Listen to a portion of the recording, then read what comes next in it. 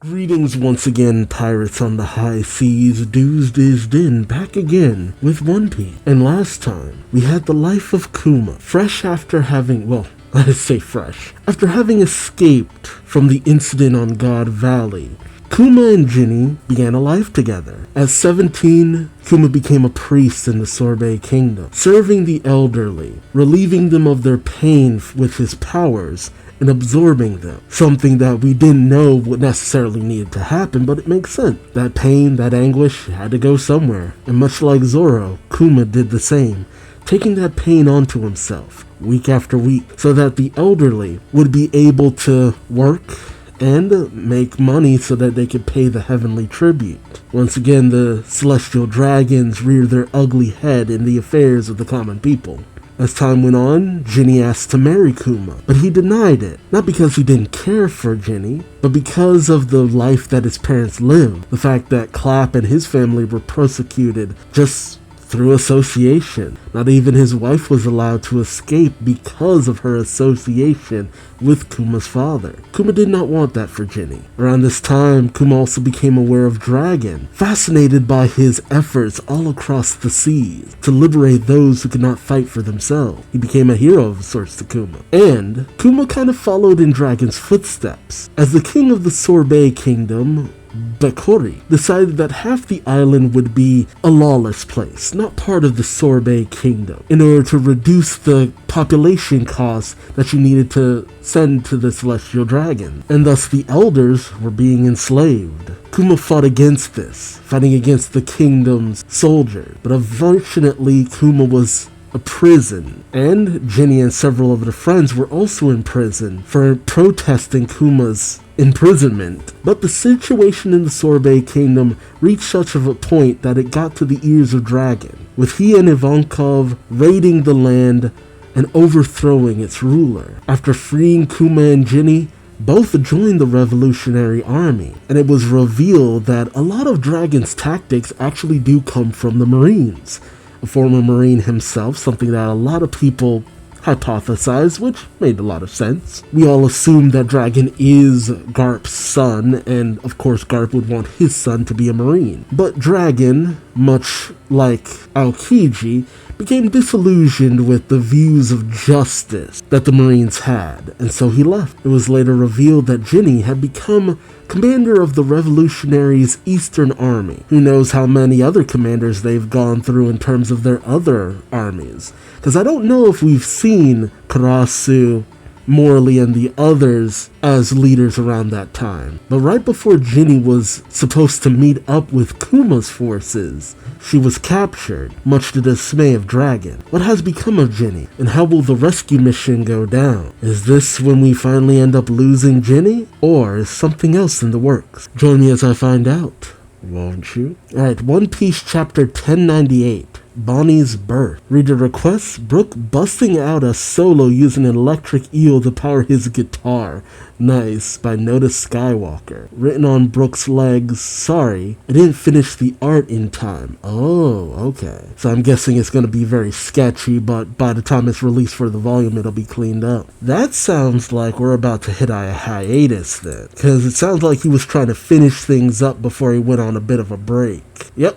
On break next week, figured. Part of me wishes that Oda had just taken a break for this week then, if that was going to be the case, but I am interested to know what happened to Jinny. I hope she's okay, but let's face it, if she is Bonnie's mom, we know what happens to moms in this series. You pick up in the Revolutionary Army HQ in Baltigo. We have an announcement being read over the comms of Baltigo, requesting aid. The rebellion in Tumai in the South Blue is overmatched. We can't go. Our ship's already loaded with the injured from Goa Kingdom. Oh, so this must be right after the events of the Ace, Luffy, and Sabo backstory. Okay, so that must have been Eva. Okay, making comms back there. On the ship, someone calls out to Eva. It's Kuma saying, I'll go. Ivankov tells him, don't even think of it. You've been pushing yourself too hard ever since then. But Kuma has already arrived on the scene with a massive stomp, confronting the army. soldiers say, he's huge. Who is he? Where'd he come from? Ah, so he has glasses now. Okay, so yeah, definitely. Kuma remembers hearing about Ginny, saying Ginny's been captured? The person on the line saying, that's right, it seems the celestial dragon had his eye on her, and she was taken on a government ship to be the celestial dragon's wife. Gee, were they able to save her? During the fight, the people cheer. We won. Finally, 3 years of war have paid off at last. It is all thanks to the Revolutionary Army. Kuma remembers the words from the unit saying, our unit was wiped out by a surprise attack. The Marines pick up the news, hearing it's the Revs again, with the people saying, the Revolutionary Army are the true heroes of the people. As Kuma walks away from the recent battle, he remembers the words of the person from Ginny's unit saying, I'm so sorry. Picks up his transponder snail saying, it's me, Dragon. I'm tired. I'll take a ship home. And Kuma remembers the words, I'm so sorry.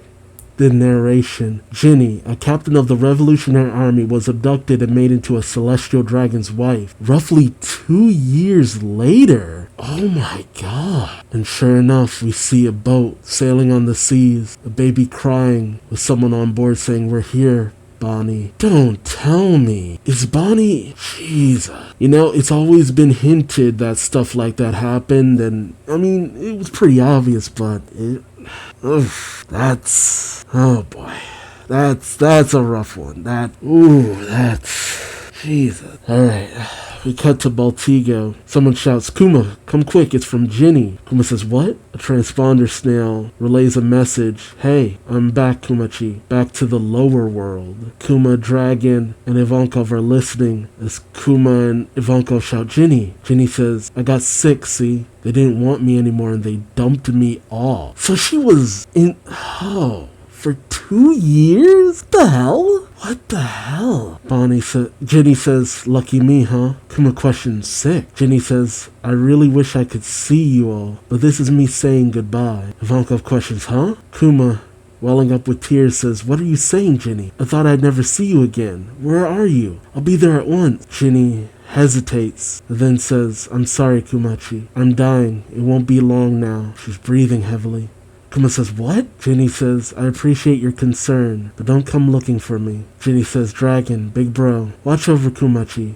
He's too kind for his own good. But Kuma's already on the move as Dragon and Eva call out to him. Dragon rushes past several soldiers saying, move it. There's only one place she'd come back to. And as the others call out to Kuma, he uses his ability to travel. As Ginny's last words are, and Kumachi, just remember, I'll always love you. Gee, holy shit. Kuma arrives back at the Sorbet Kingdom. Someone calls out, Kuma, you're back? And Kuma says, where's Ginny? Is she here? The people tell her, she is, but her face and body, all of her skin, turns blue and hard as stone after it's been exposed to natural light, she said. Really? What the hell? As Kuma looks at the body of Ginny, he remembers her over the years, the food they shared, when she cried when she was happy to be full. Ginny asking, let's get married, Kumachi. I'll make you happy. Oh, gee. Kuma can't contain his tears as he cradles Ginny's body. The elderly in the church say she crossed the sea by day to ensure her baby lived in case anything happened to herself. Somehow she made it here safely. Fucking shit. So threw both her and Bonney out. My God. Jeez. That's just a lot, man. That is a lot. I was really hoping that at the very least, Bonney was Kuma's child. And I have no doubt he raised Bonney no different from his own child, but jeez. And of course Ginny held no resentment to the baby considering how Bonney was conceived. And man, she might have been able to live if she just, stopped, but she wanted to make sure her child got somewhere safe. And of course the safest place would be at the church where she spent so many years. God. And the young baby Bonney starts to cry as Kuma looks at her. He says, don't worry, Ginny. I'll raise your daughter. Again, I've said it before. We've had so many hints to something like this happening. But to know that this is Bonney's origin, it's a rough one. Oh man, this is a rough one. We then pick up later in the church where someone says, no, all wrong. Oh, the elders are teaching Kuma how to raise Bonney. They say, the bottle's at the wrong angle. Kuma holds the bottle to Bonney saying, like this? The older people say, you're drowning poor Bonney in milk. Here, let me do it. She's so darling. She needs an iron cage to sleep in. If you roll over, you'll crush her. Yeah. And we see Bonney just drinking it down. The elderly say, oh, look at her go. She's a champion drinker. She's got Ginny's appetite. And Kuma remembers little Ginny saying, not enough. Aww. And the little baby Bonney's first words were daddy. And of course, Kuma immediately starts tearing up. And you see time pass. Bonney getting new clothes with the elderly people cheering. I have to assume that around this time, Kuma had become the king, maybe? And Kuma crying over how cute she is. Kuma feeding her. And then the old people looked after Bonney while Kuma would be away doing battle. We see him on a battlefield unleashing his Ursa shock. Then we see Kuma, I think a little bandaged up, but bathing Bonney. Then next thing you know, he's on the battlefield fighting a war. Bonney in the iron cage, keeping Kuma from accidentally crushing her. And then we see Sabo training with Kuma, much like I always remember because there was a filler episode during Dressrosa where we saw Sabo training and fighting against Kuma with a pipe. And this is exactly that. And I think I heard that Oda had helped with the script for that. That's the thing about the anime. Like, you have to watch the anime sometimes, because every once in a while, there's stuff included in there that is actually canon. Just do not count out the anime sometimes, because you never know when Oda's just sneaking in canon stuff. It is the wildest thing. Like, over the past few years, authors have put in some anime-only content in the manga from time to time. Sometimes because it was stuff that they actually wanted to put in the manga. Sometimes it's stuff that they were just like, that's cool, I'm gonna put it in the manga. We then cut to the church and someone calling out for Kuma. Oh, it's Goyo Goyo and the other dude who become part of Bonney's crew later. Goyo Goyo asks, what are you doing, man? Why shutter all the windows in the church? As they approach Kuma, Kuma's breathing heavy, and he tells him, shut the door. Oh. He tells the two, look below her eye, and we see the young Bonney developing the same disease her mother did, so she couldn't be in sunlight. That's why Kuma probably turned himself over to the government to find a cure. See, I was thinking that maybe he turned himself over in much in the same way that Jinbei did in order to get Arlong free. But yeah, if she was turned over to a celestial dragon, there's no way it would work out the same. It's still rough to know that she was captured all that time. They had to have at least tried to free her, right? I don't know. That's a hard pill to swallow. 2 whole years. Gee. But yeah, Kuma points to Bonney's cheek, and Goyo Goyo calls out, a blue stone. Wait, is that? And the other says, I killed Ginny. Goyo Goyo goes running off with the other man saying, I'll call the doc. And Kuma says, please do. As doctors come to visit, one says, really? When you go into sunlight? Let's take you out for a test. And Kuma says, don't you dare. Like, seriously. God. Another doctor says, well, it's not white lead disease. I'm sorry, I don't recognize this one. Yes, we had cut back to Boltigo, where Kuma's meeting with Ivankov and Dragon. And Ivankov says, what? You're quitting the revolutionaries. Dragon says, Bonney's caught the same disease? Kuma says, yes. I don't know what to do, but I want to be with her. Dragon tells him, very well. Live without regrets. We'll ask every doctor in the world that we can. Kuma says, I appreciate that, Dragon. Okay, so, of course they were willing to help in any way they could. How did it get cured, though? It's interesting, because she doesn't have it now. She has the little ring there. Did it have to be, like, surgically removed? Then cut 7 years ago, Bonney at age 5. Yeah, that's right. Oh God, I was so caught up in everything else. It's the realization. Bonney's like, what? Age 5, 7 years ago, so she's 12 now. It's exactly what I was hoping wouldn't be the case. So when we originally saw Bonney, she was 10. Man.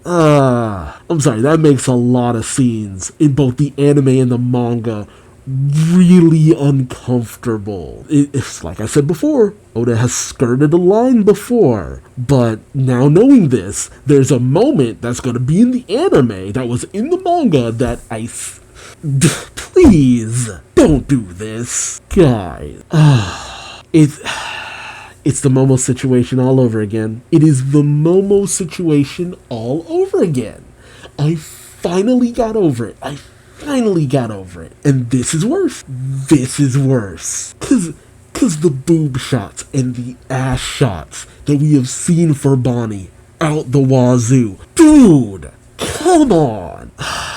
It's like, Oda, I've accepted the fact that you put the pervy stuff in your manga. Fine, whatever, I roll with it. I'm just like, okay, yeah, I love a little TNA myself. What's the harm? But knowing that that's a 12-year-old girl, look, man, look, that's a problem. God damn it, Oda.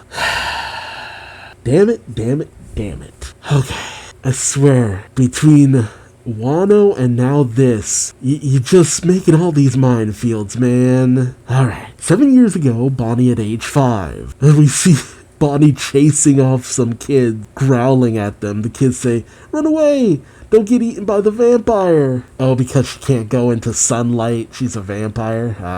That also brings to mind, she's the youngest of the supernovas. How did she become such an infamous pirate at 10? Jesus!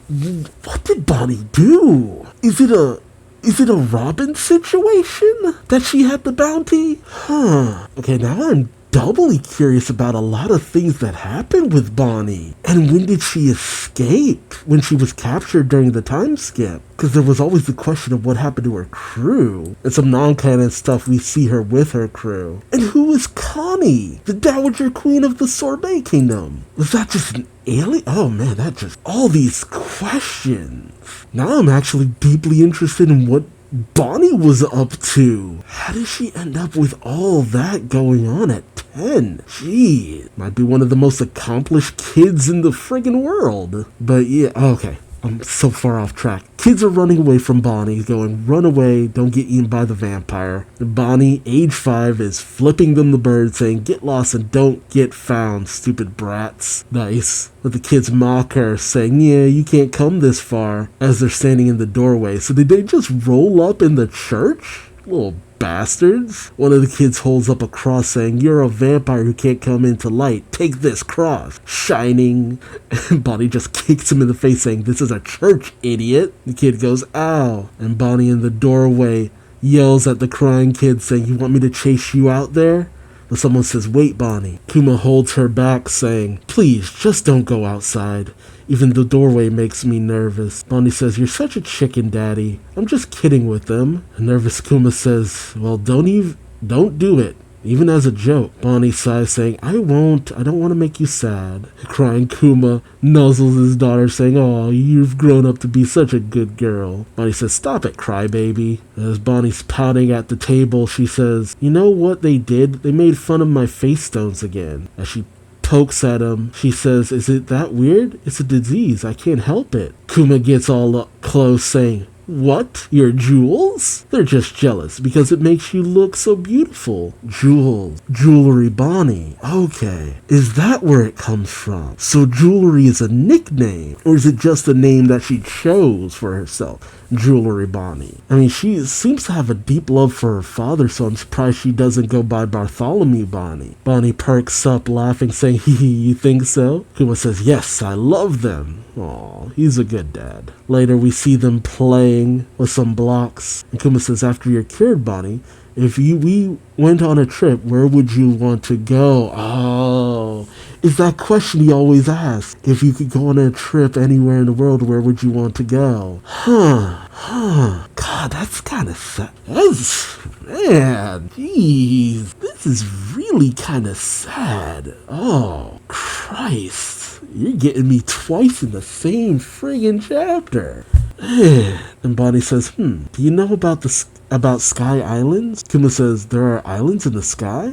Bonney pulls out a book saying, that's right, I saw it in a book. Maybe Nika will be there since it's so close to the sun. I bet you'd be excited about that, Daddy. And Kuma starts doing the Nika dance. Doom da da, doom da da. Kuma says the sky would be a huge adventure.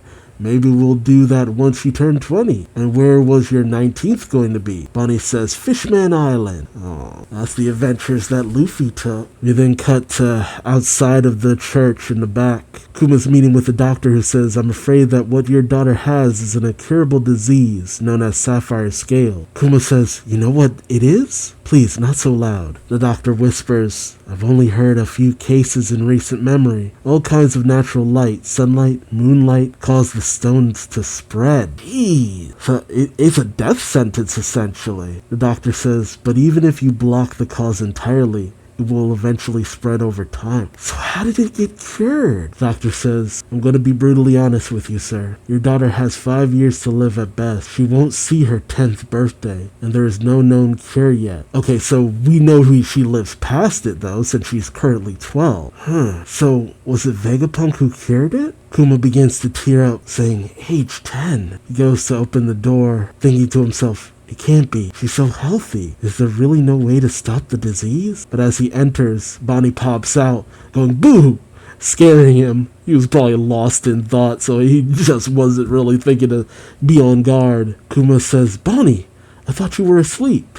Bonney smiles, saying, I heard that. What about age 10? Kuma nervously says, age 10? What do you mean? Bonney climbs on top of him, saying, I heard you say age 10. Wait, are you crying? Is it about me? Kuma nervously says, oh, age 10, yes. At age 10? Would you believe that?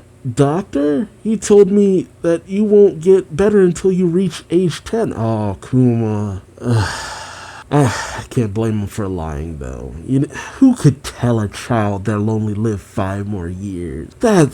Kuma's too sweet for that kind of stuff. Bonney goes, huh? Kuma says, it seems so far away. I was feeling a little down about it. Bonney beams, saying, so I'm gonna be better when I'm 10? And then I can go around the world with you? She cheers. Kuma is mortified, thinking, oh no, what do I do now? But he embraces it, saying, Of course, you'll be better when you're 10. And Bonney cheers and squeals, but Kuma thinks to himself, what have I done? And now, the narrator then says, 1 year later, the nightmare returned to Sorbet Kingdom. We see the town engulfed in flames. People call out, hey Kuma! The old people enter the church, going, Kumachi, you have to help. King Bakori's gone and done it again. Oh, he was still in power? I thought the revolutionaries drove him out. Or was it just that they managed to change how he was doing things? Oh, geez, the old people are bleeding. Kuma is shocked by their words as they tell him, it's 16 years ago all over again. He's gonna burn everyone he thinks is weighing the country down.